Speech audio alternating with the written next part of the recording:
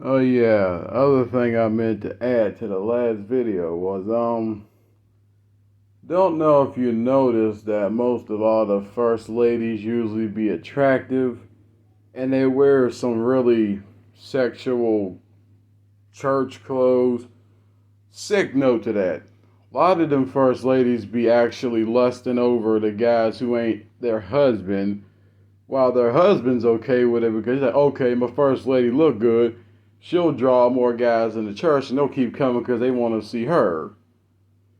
Then they want them younger girls in there because them younger girls will bring older guys, or them younger girls will have boyfriends or brothers or other girls that they can bring to the church to keep it running.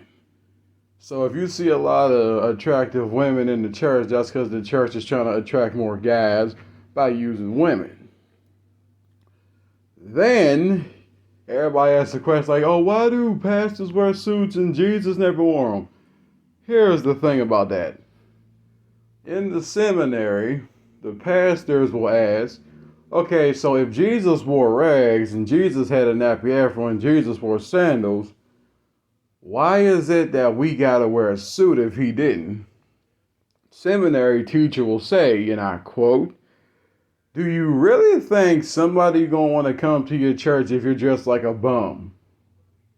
Do you really think somebody gonna want to come to your church if you dress the way Jesus did 2,000 years ago? No, yeah, that's not gonna happen. If you walk around like a bum with your hair undone and your clothes all dirty and beat up, but you're wise and you treat people right and you actually give a shit, ain't nobody gonna want to come to your church if you dress like that. Nobody. So the pastor's like, so you want me to wear this suit and all that? Well, I ain't gonna say all that. So you want me to wear this suit and lie to people about what's really in this book? Seminary teacher says, yep. You want your church to last? Lie to these motherfuckers, because a lot of them don't even study their word.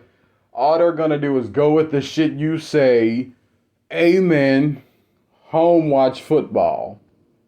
That's it. That's why most football games usually be on Sundays. That's the government's way of trying to get you out the church quicker. Or the church is set up to get you out the church quicker. And they usually got them hard wooden benches to make you uncomfortable in church. So you keep getting up, sit down, get up, sit down, get up, sit down. Then by the end of the service, you're tired as fucking, you're ready to put your money in the collection plate and leave. Yeah. They're doing that whole get up, sit down thing on purpose just to make you tired. So you want to put your money in the collection plate and leave. That's it. Nobody asks questions. Everybody shake the pastor's hand and then they leave. Yeah. So, if I must say, and I learned a lot of this shit going to one church in general, the church is so fucking dirty it ain't even funny.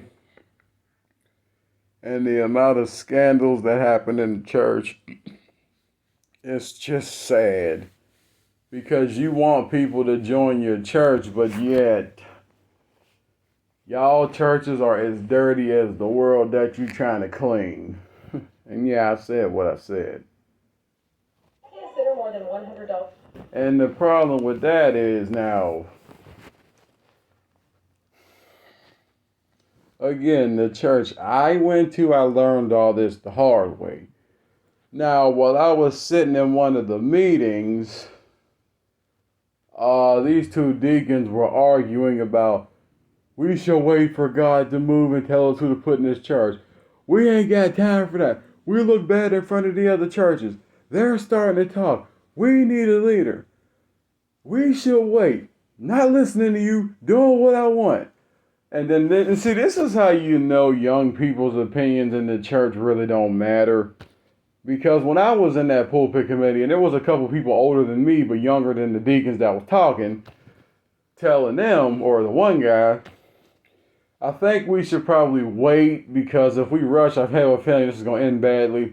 Older dude that was like almost 90 years old or past 90 told them to shut up because they don't know what they're talking about. He's been doing that longer than they've been alive. Y'all young people don't know what y'all talking about. Be quiet. all the younger people kept saying is, we have a bad feeling if you pick this pastor, shit gonna go wrong. Dude ain't listen.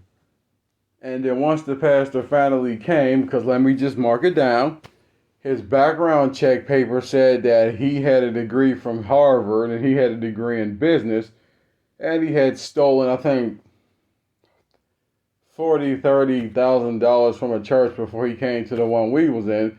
And he was a womanizer, and he seen a woman's vagina like a honeypot, so he knows how to, he likes to play on women's emotions and all that kind of stuff.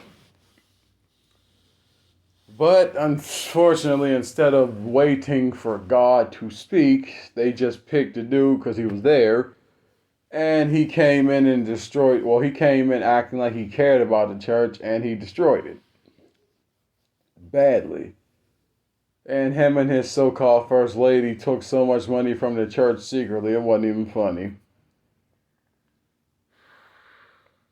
So I'ma just say again, if y'all really think that the church is for God, it's really not. And just as a reminder, in the Bible it does tell you that the church is a business that the Pharisees made to control people and get money out of people. Since even back then the church was tax exempt, so they could get all that money out of people and never have to ask questions. Why?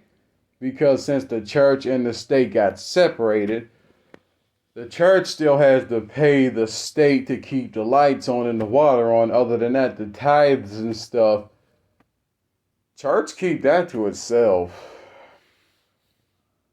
Which I'm like, okay, well, the church is like over $1 billion business, so if y'all will put some of that tithing money back in the government, pretty sure people would not be this bad off. But the sad thing is, people think they're doing a service for God by going in the ministries and tithing and stuff. Sorry, I ain't gonna say stuff. But pretty much just giving their whole life to the damn church and dying in the church and not having an actual life. That is not the fucking reality.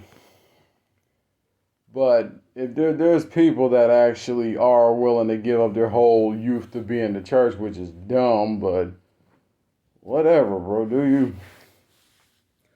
The only thing I'm here to tell you is the church is a business, and that's all the fuck it is. And the choir is meant to keep you there. The mimes are meant to keep you there. All the little festivities throughout the year are meant to keep your ass there, get you in your feelings, make you join the church, make you tithe, give money to different ministries, the building fund, which I'm shocked that a lot of these churches got building funds and a lot of these churches still look like shit. Which is weird because the pastors don't, and most of the members are struggling. And some die struggling. Which is a whole nother thing, and just going to cover this topic real quick too. The church I went to owned a lot of property, but the crazy shit, they say only the people that attend the church can live on the property. But then there's people that attended the church that couldn't live on the property. Other thing, they would kick people out the houses if they couldn't afford to pay their rent. And most of these people were like 60, 70, 80, 90 years old. They're getting kicked out of that damn house because they can't afford to pay the damn rent. Then you got people who were waiting to live somewhere, but because the church didn't like them or the church had a vendetta or something against them, they allowed someone of a whole nother religious background to move into them damn houses and kick their own members out to put them people in because they could afford it. Instead of working with the member and helping them pay their rent, that didn't happen. And the other thing is, what was it? Oh yeah, a lot of them older people's houses that were members of the church, their living establishments were shit. Like the church would take the rent money, but the church wasn't taking care of the people that lived in the houses. Like, it's a shame. But that's just what it is. But anyway, peace.